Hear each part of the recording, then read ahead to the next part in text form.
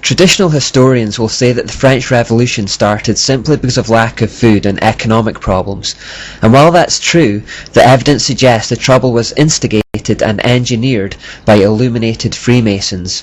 It was their first attempt to overthrow a monarchy, abolish Christianity, and establish a utopian science republic in a nation-state.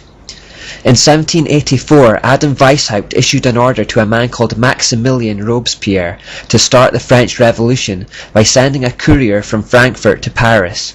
En route to Paris, however, the courier was struck by lightning and died. When his body was found by the police, they searched his belongings and found the book he was carrying that detailed the plans for a revolution in France. As a result of this information coming to light, Adam Weishaupt was banished from the country by the Bavarian government, who also outlawed the Illuminati and closed all Masonic lodges. They also issued a warning to all the governments of Europe, telling them to be on guard against this plot. These warnings were unfortunately ignored, and France paid the price. The Illuminati had good motivation for choosing France for their first revolution from monarchy to science republic. It was, after all, the French king who had been so influential in shutting down the Jesuits. And even if it were not for him, France was the very embodiment of all that the Enlightenment thinkers had come to hate. They had an absolute monarchy for one, meaning the king had complete and unchallenged authority. Secondly, that monarchy was deeply intertwined with the Catholic Church, who had feudal privileges. The Catholic Church was also the largest landowner in the country and was levying a tax on crops, which they referred to as a tithe. This tax was a terrible financial burden for the poorest people in France, who battled daily with malnutrition.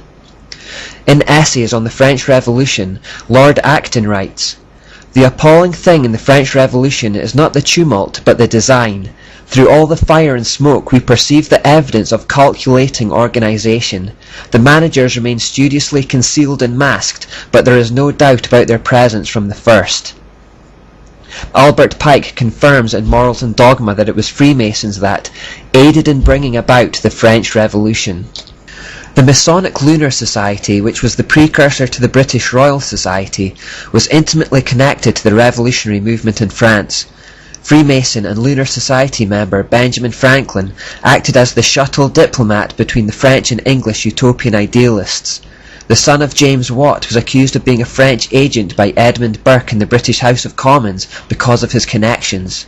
Joseph Priestley openly pledged his wholehearted support to the revolutionary French National Assembly. Fellow Lunar Society member James Keir hosted a dinner to commemorate the fall of the Bastille. Most notably, Erasmus Darwin actively supported the French rebels. And the French Revolution indeed exhibited all of the hallmarks of a Masonic scientific dictatorship. The first thing to notice was that the goddess was quick to make an appearance. After the Legislative Assembly officially rejected God as the object of man's worship and praise, the National Convention paraded a statue of a woman who they called the Goddess of Reason through the streets from the Convention Hall to the Chapel of Notre Dame. There they enthroned her on the high altar. This ritualistic enthronement of human reason embodied in the goddess represented the unification of man's consciousness with the omniscient, which is the ultimate end of evolution and something Freemasons believe they are heading towards naturally. In other words, human reason became the ultimate source of moral precepts and man became God. This whole concept was embodied in this goddess.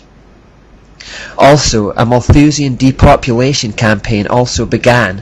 Under the direction of Maximilien Robespierre, the revolutionary government began carrying out a massive killing spree that became known as the Reign of Terror. Robespierre said at the time, "Terror is nothing else than justice, prompt, secure, and inflexible." Robespierre's goal was to eliminate 15 million useless eaters, and while that full number was never realized, the Reign of Terror did claim the lives of around 300,000 Frenchmen, 297,000 of which were members of the lower and middle working classes. The revolutionaries also used the Hegelian principle, setting the rich against the poor in order to create chaos. Out of this chaos, they would step in to offer the solutions.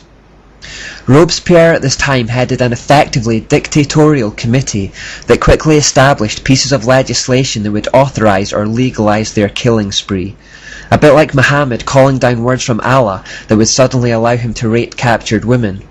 For these so-called illuminated ones, the end justified the means, and the result of these policy changes was the violent repression of enemies, the forcing of farmers to surrender grain to the government, and the license to kill anyone on the merest hint of suspicion that they were opposed to the revolution. The Revolutionary Tribunal condemned between 16,000 and 40,000 people to the guillotine. Many more were simply beaten to death by street mobs. Having enthroned the goddess at Notre Dame as the figurehead of their movement, and now being in a position of power, they displayed Plan B tactics and became violent and intimidating towards their enemies. Of course, the revolution also called for the abolition of Christianity.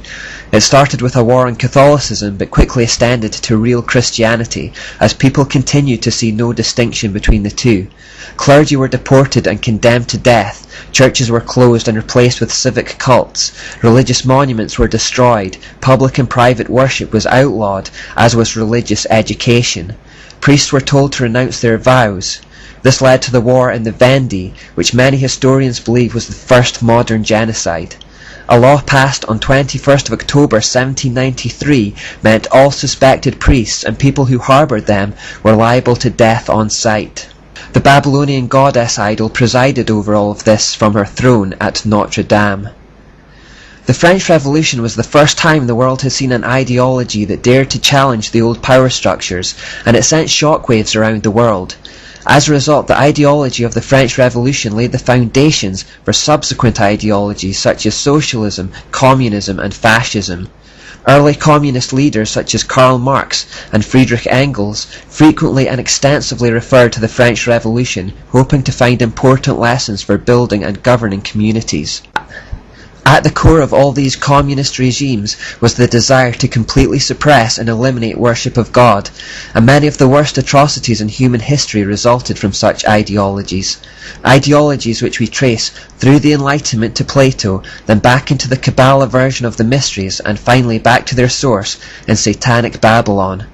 Ronald Reagan was on the mark when he openly called the communist Soviet Union evil. The French Revolution, however, was very limited in its success, as it eventually descended into a bloodbath, and many of the conspirators were slaughtered by the very mobs they had created. You could say that the attempt to establish France as the prototype of the New World Order was largely aborted. Yet, the symbol of this aborted scientific dictatorship, the goddess, remained. Long after she was enthroned in the Cathedral of Notre Dame, she was transplanted to the shores of America, and the plan was continued there. Philip Collins writes, "Today, statues of this illuminist goddess of reason are found throughout the USA. One stands astride the U.S. Capitol building in Washington, D.C. Another is atop the dome of the Capitol building in Austin, Texas. Her statue has been erected in town squares and city parks. But the most fantastic idol of the goddess of reason, the most majestic statue of the pagan lady who bears the torch of light, who illuminates, uplifts, and frees mankind, is found in New York's harbor. Towering above the shimmering but polluted waters, she holds in her outreached arm and hand a torch of fire and light. A gift of the Masonic Order, the modern inheritors of the Illuminati heritage, the Statue of Liberty was sculptured by Frédéric Bartholdi, a member of the Masonic Lodge of Alsace-Lorraine in Paris, France. The statue is an esoteric idol of great significance to the secret societies plotting the New World Order. The plans for changing the world didn't end with the French Revolution.